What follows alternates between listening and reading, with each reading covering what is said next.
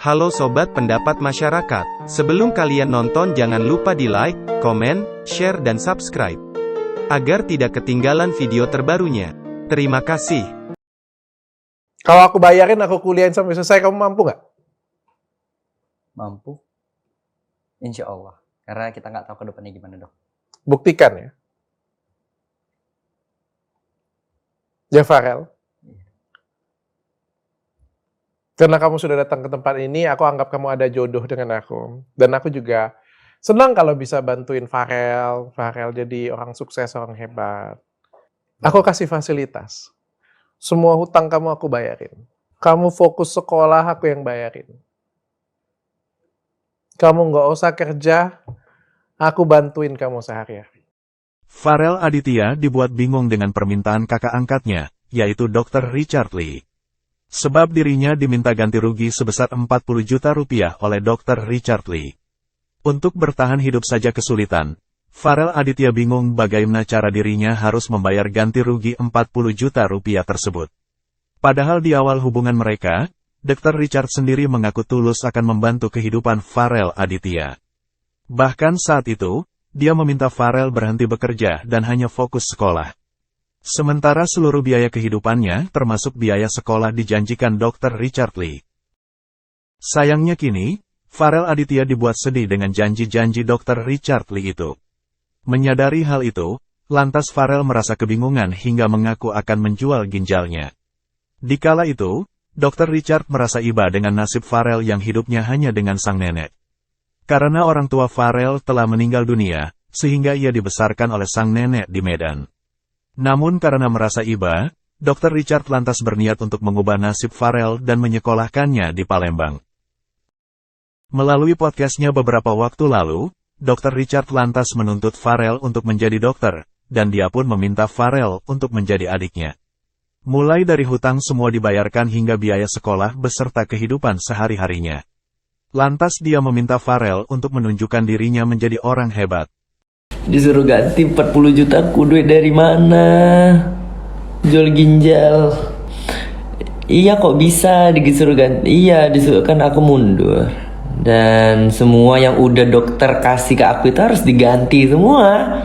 Mau segi uang apapun itu harus diganti. Hidupku adalah pilihanku.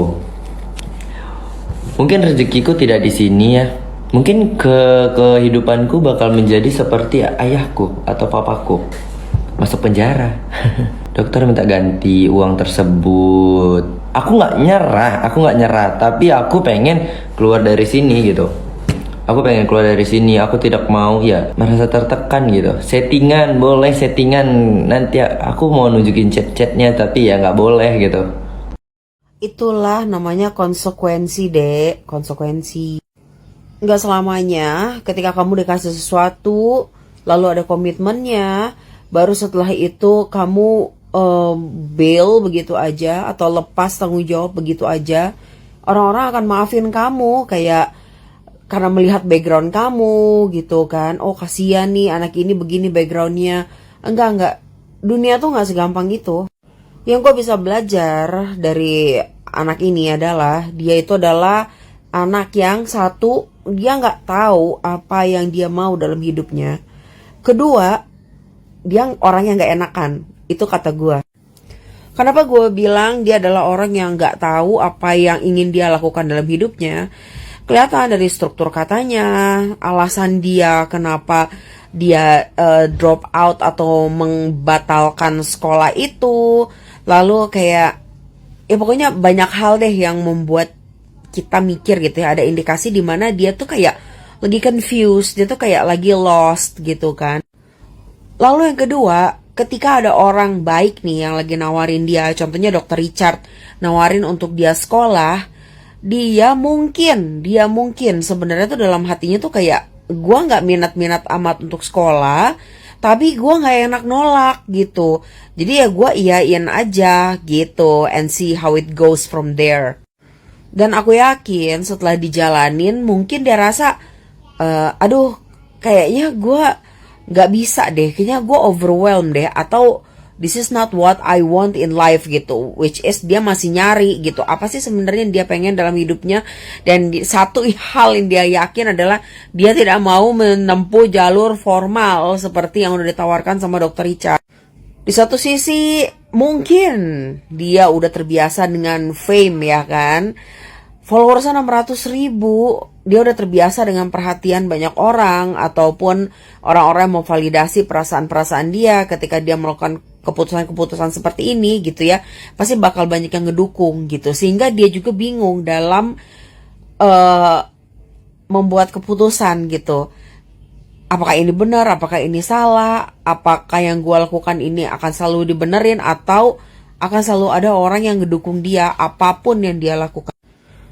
Jadi kalau Dr. Richard tiba-tiba minta uang itu kembali lagi, ya menurut gue wajar-wajar aja gitu. Walaupun dia sih gak butuh uang cuman segitu tuh, dia gak butuh.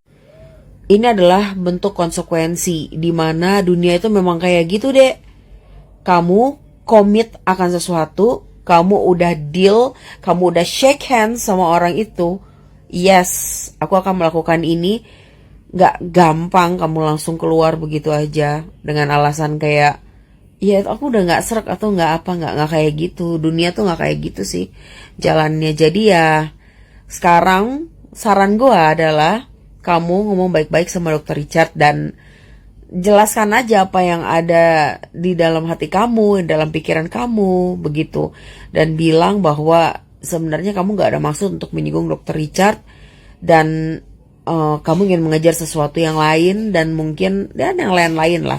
Aku yakin dia akan ngerti kok, gitu aja. This is not about the money, tapi dia mau kasih kamu lesson, dan ini lesson yang sangat bagus buat kamu. Dia mau dibawa sekolah kemanapun atas pilihan seseorang yang bukan sekolah yang klik di hatinya, bukan atas pilihannya sendiri, pasti akan terjadi hal seperti ini. Karena apa? Farel tumbuh dari seorang yang broken home dan seorang anak yang ditolak oleh ibunya dan ayahnya. Itu kalau tidak salah tangkap ya saya ya. Namun Dr. Richard ini baik, dia mau merubah, dia mau membuktikan pada semua orang kalau Farel itu layak dicintai, Farel layak hidup dengan baik. Namun kembali lagi kepada mental si Farel. Farel ini dalam senyumnya, dalam ketawanya, sebenarnya psikisnya drop. Apalagi di Palembang, dengan karakter anak-anak Palembang yang kita tidak tahu ya, apakah mereka tipe kalau anak-anak SMA yang cepat ceplos, atau tipe anak-anak yang keras, atau bagaimana. Yang pasti Farel merasakan bahwa dia sangat amat tidak nyaman di sekolah itu, dan dia nggak bisa lagi menutupi rasa ketidaknyamanannya terhadap yang saya lihat seperti pembulian secara verbal. Dan peraturan-peraturan sekolah yang pastinya memiliki peraturan berbeda-beda di tiap sekolah. Bisa jadi kemungkinan bahwa sekolahnya itu memiliki peraturan yang sangat keras dan tegas. Jadi di sini Farel sudah berusaha semampu mungkin, namun dia tidak sanggup. Akhirnya dia berkata jujur. Saya menghargai kejujuran Farel bahwa dia tidak kuat. Daripada kalau ditekan terus di situ, dia mohon maaf bisa depresi. Sekolahnya nggak sampai selesai, dia pun harus berobat ke psikolog pada akhirnya, karena tekanannya sudah banyak beban hidupnya. Dan untuk masalahnya dengan Dr. Richard, sebenarnya Dr. Richard tidak sejahat itu. Dia hanya ingin Farel itu menjadi anak yang berguna, anak yang bisa dibanggakan oleh neneknya, anak yang bisa diakui oleh sekitarnya. Karena Dr. Richard pun orang yang basicnya berasal dari keluarga yang biasa saja seperti itu. Farel, kamu pasti bisa, Tuhan pasti bantu kamu. Aku yakin kok. Terima kasih sudah menonton. Jangan lupa like, komen, subscribe, share dan aktifkan loncengnya, agar tidak ketinggalan video terbarunya.